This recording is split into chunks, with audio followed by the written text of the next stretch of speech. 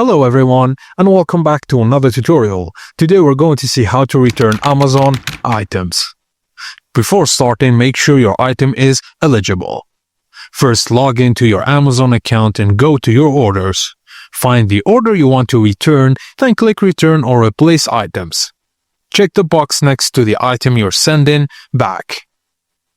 Now, a drop-down menu will appear. Select a reason such as item defective or doesn't work, wrong item, etc. For certain reasons like defective or damage, Amazon may ask you to leave a short comment with more details. Then choose how you'd like to receive your money back, like Amazon account balance, which is a gift card credit, or original payment method. Finally, choose how you'll send the item back. Amazon offers multiple options like UPS, drop-off, Amazon Locker, or scheduled pickup, and the available choices depend on your location and item type. And that's it, guys. As simple as that.